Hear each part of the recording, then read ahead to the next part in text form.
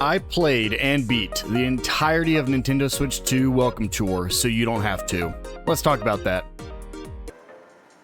But before that, if you do like this video and find it helpful, make sure to hit that subscribe button. I'm trying to reach 500 subscribers by August, so it'll really help me out, and it'll help make sure you don't miss any upcoming videos. One last quick thing before we get into this. I have an entire 4.5 hour clip of me completely beating this game.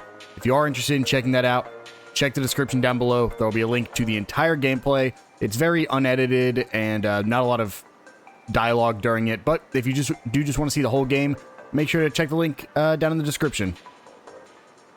So, let's just get right into it. I have played through the entirety of the Nintendo Switch 2 Welcome Tour, and just wanted to give my thoughts on this game as a whole. I'll start by saying, yes, I, just like many other people, think this game should have been packaged in with the Switch to begin with. Most of the time I was playing this game, I was comparing it to games like Astrobot that came on or Astro's Playroom that came on the PS5. So I do think this game should have been bundled in. However, I'll give my overall thoughts at the end of this video. So, first thing I want to do is just go over how much is actually in this game. Well, as I previously mentioned, I have about 4.5 to 4 hours and 45 minutes worth of gameplay footage. It took me a little bit longer, that's with a couple cuts and everything. I'd say you could probably get about 5 hours of game just through playing this. And yes, this is a game. I know it might seem like it's just informational or educational, but it is very much a game. There are many games within this, so I do consider this a game. As for specifically what's in this game, well, there are, as you can see here, about 4 different things for you to do. 5 technically. The first of which is to run around on each of the areas and collect these stamps. These stamps are located at every single point of the Nintendo Switch 2 system, including Joy-Cons, the grips, the camera, the Pro controllers, pretty much everything you can think of for the actual licensed Nintendo Switch 2 products is here, and you can find these little stamps. So when you come up to a stamp, you can just click on it and hit check, and you'll see what it is. Just a ZL button. Sometimes it'll have a little bit more information on it, but really the main game here and the way to progress is by finding every single stamp around the area. These stamps are hidden, so like they appear now because I've already found them. When you first appear in this game, as you'll see if you go check out the video in the description, everything's completely empty. You don't have these podiums anywhere. You actually have to run around and try to find these stamps and interact with them. It's very fun. It's kind of a little game of hide and seek or like I Spy almost. And some of them are very, very hard. The last stamp in the game, I spent probably 20 minutes looking for because it's very, very challenging. You can see here, there are tons of stamps to be found. I won't even go over all of them, but you'll see so many stamps for you to find. So yes, very, very satisfying, and honestly, I think it's kind of fun just to run around and find all these. The next thing that's in this game are these little mini games. Every single area has a location with mini games. There are these brightly colored areas, and each one actually rewards you with medals for how well you do. And then to unlock new stages, you need more medals. This is actually the only thing in the game I have not 100%. You can actually view here. This is every mini game in the game. You can see I've done a lot of them, and I've actually got most of them to 2 stars. There's a couple I've only got 1 star on. And there's some I just haven't unlocked just because I wanted to get this video out, and for the most part, the games are the same, just a little bit harder as you go. And unfortunately, this is my first complaint with this game. There are 2 challenges you cannot complete without accessories. The first of which is this facial impressions right here. This is a challenge. I don't even know what it is, because in order to play this minigame, you actually have to have a camera. It doesn't have to be the Nintendo Switch 2 camera, but it does have to be a USB-C camera. I don't have access to that easily. In fact, I was going to go try to find one to be able to use for this video, but then it got to the second one you can't play, which is right over here on the Nintendo Switch 2 Pro Controller area.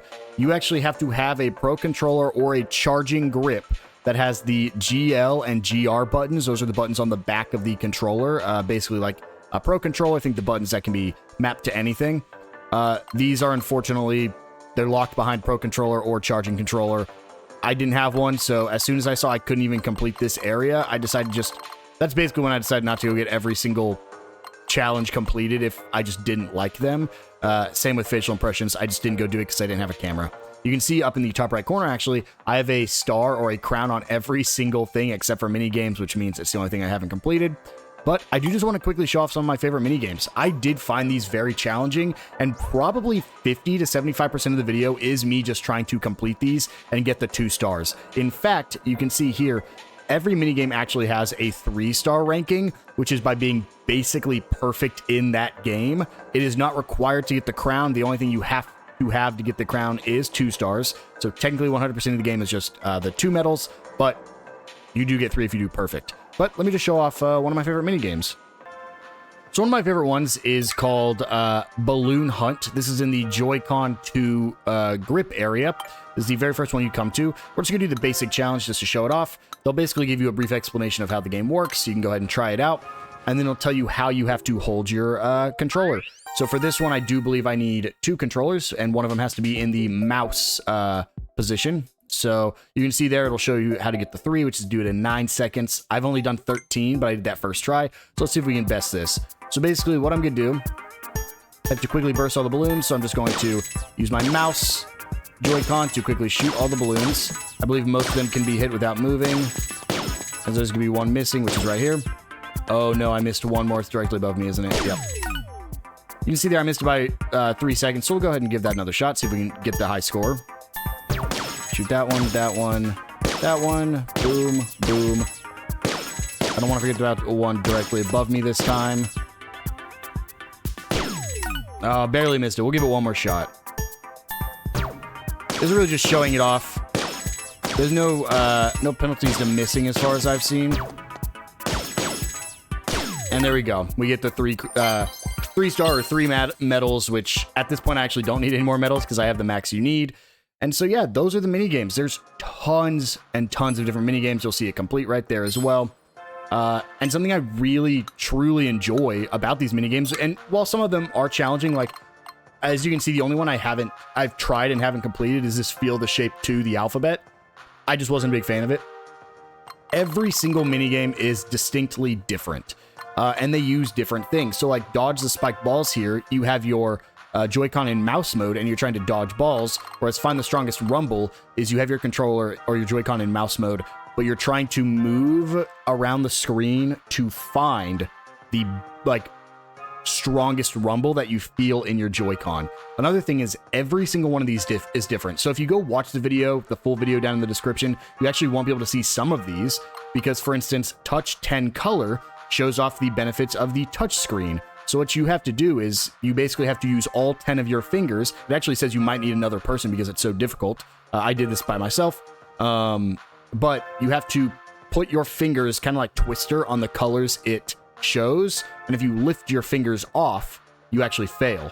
And so every single one of these utilizes your Joy-Cons or your Switch in a different way, whether it be using mouse controls, whether it be using gyroscope controls, touch screen.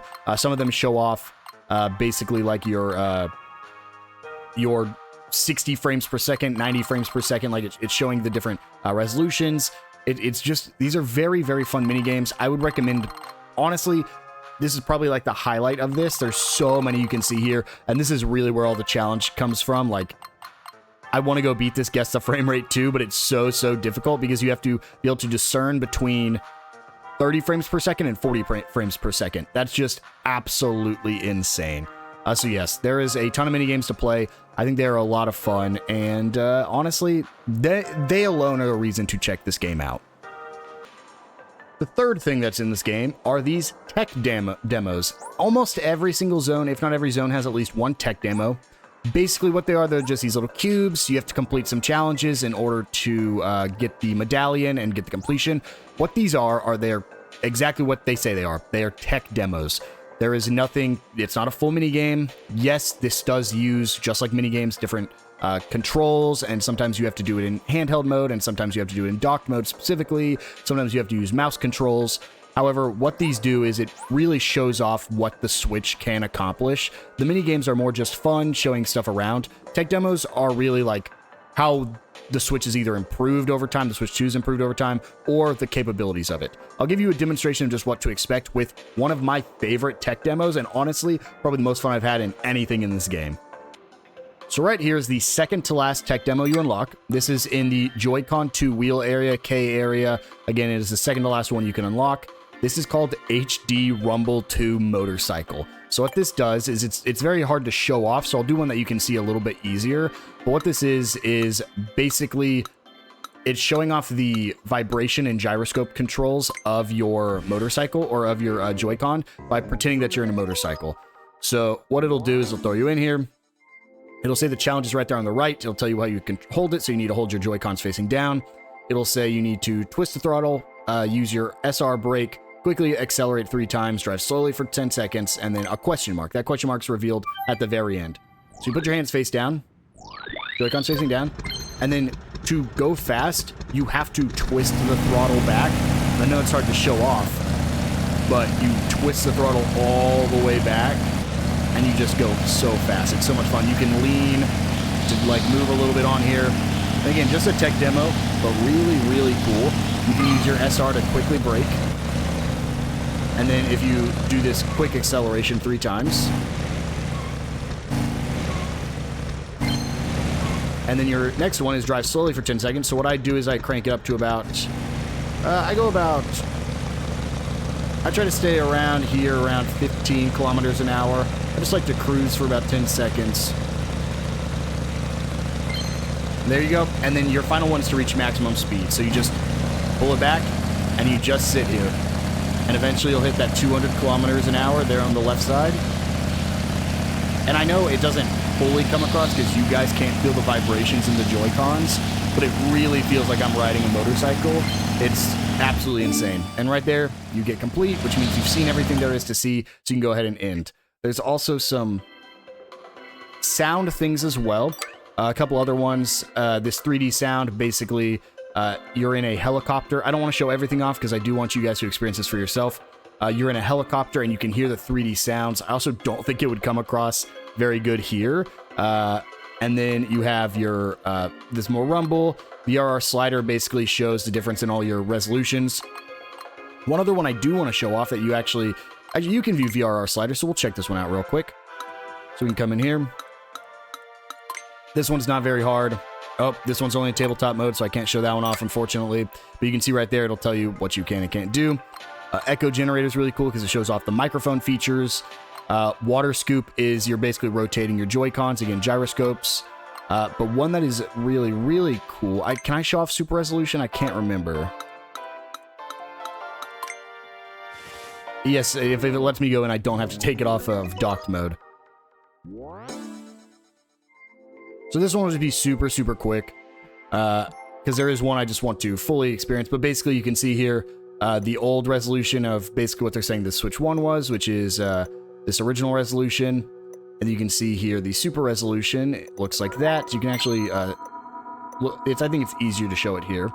So if you stop it, easiest thing is actually to tell if you read that Switch 2. And again, my display isn't what you guys are seeing doesn't do it justice, but it's very blurry and then it cleans up a lot. So this is again a very, very cool thing to see. You can look at this spaceship in the 2160p as well.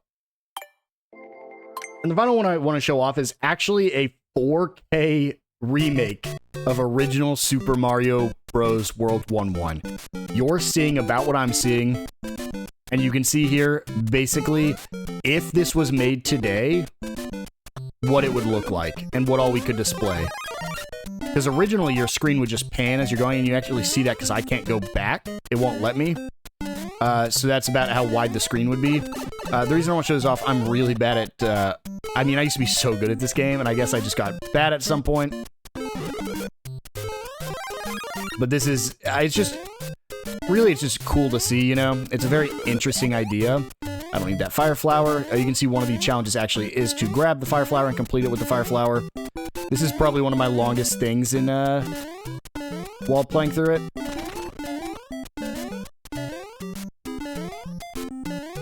And there we go. Very cool just to see the difference. Like, if you were playing this handheld, you could truly see how much more we can display with the more pixels that we have. So yeah, I think the tech demos are very cool. I don't think they're necessarily as fun as the minigames, and I don't think that's what they are meant to do. I just think they're very, very interesting, and it really shows the full capabilities of the Switch 2, which, unfortunately, I just don't think most games are going to actually be able to. be able to show. So the final big thing that's included in this game is the quizzes. So basically, you'll see a bunch of these booths that say quizzes around. You'll talk to them, and then they'll throw up these different posters for you to read. And then once you've read them, you basically take a quiz on it.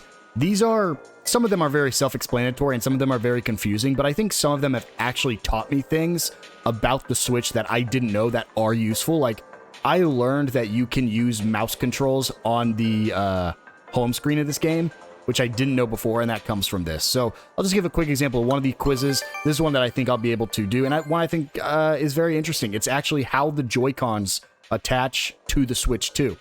So you'll see here, you just press the release button, and they'll come off in an instant. You'll be able to detach them if the console is in the dock.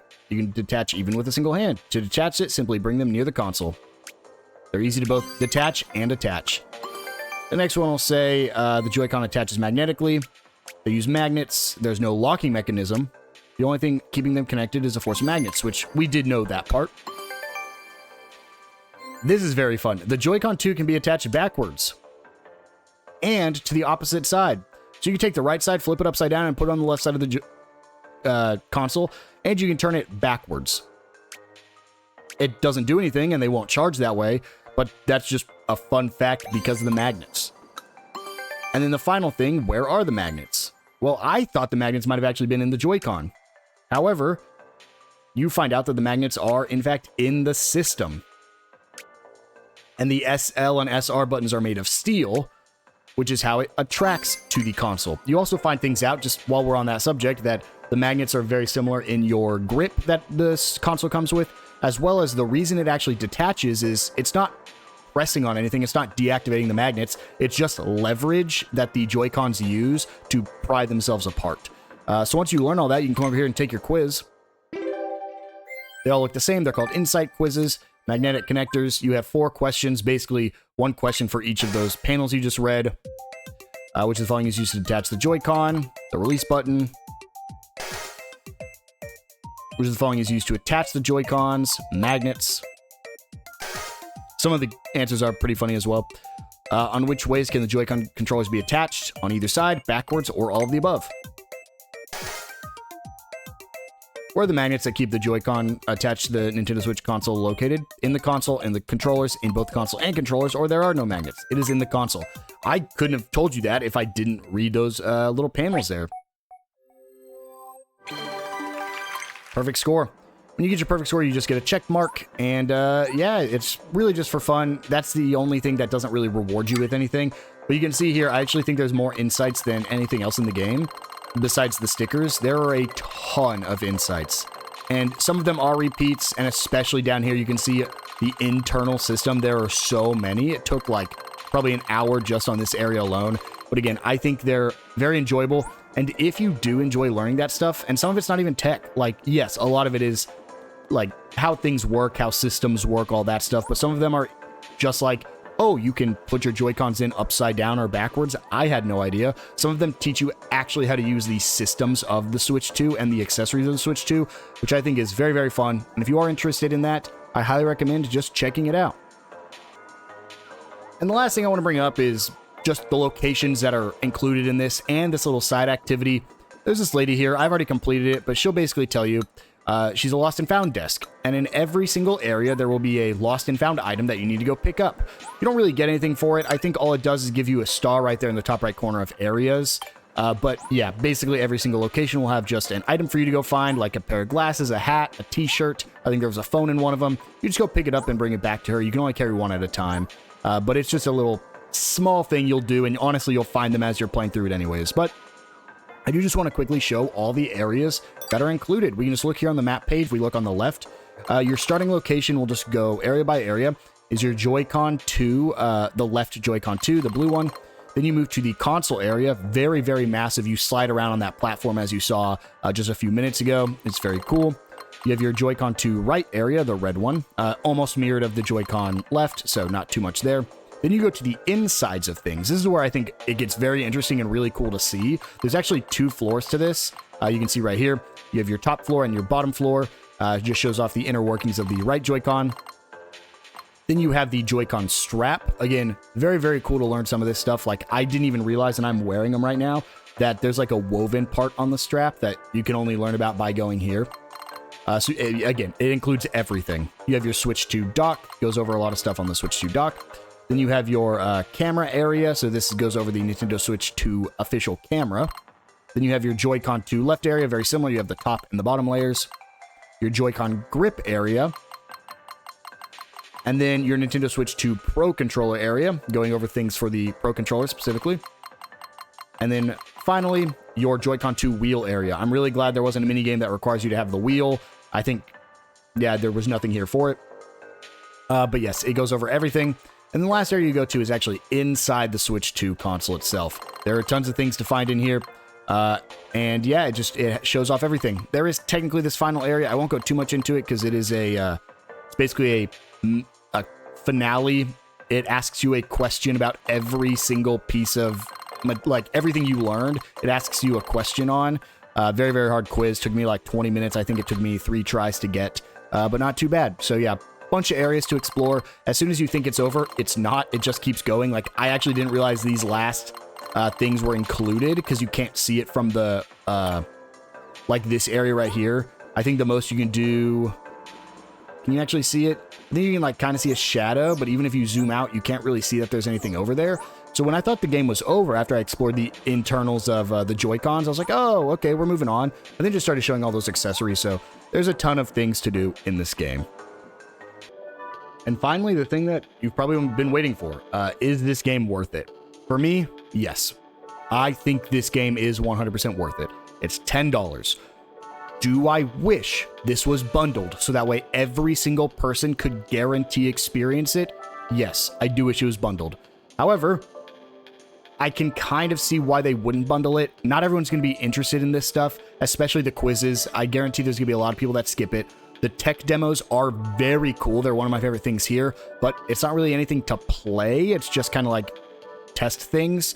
The real shine of it comes from the mini games, and I don't think that's enough reason to include this with every console. So I do think it should have been included. I want to reiterate that. I'm definitely not getting paid to say this. This isn't, Nintendo's not sponsoring me. The channel's not even monetized, so like there's no concerns with me being biased or anything. I genuinely picked this up. It was $10. I think it's worth a play, but if you guys don't want to, I totally get it. I'm not going to blame anybody here. And again, if you do want to check out the entire game and you do not want to spend the $10, there will be a link in the description where I have the entire game that I can show off. I did unfortunately have to skip the things that made me play in docked mode. And there was one minigame that for some reason it just froze. I actually can't show off the FPS minigame. It freezes my OBS entirely, makes it crash. So unfortunately can't show that off. But I do show off about 90% of the game. And hey, if you do enjoy this and just enjoy this game, let me know if you picked it up. I'd be more than happy to see what you guys have learned and see if you guys have beat my scores. Again, I haven't even beat all these mini games, so if you have, let me know. Let me know how many crowns you have. And if you guys did find this video helpful, make sure that subscribe button. It'll really help me out. And that's it for me this time. I will see you all in the next one.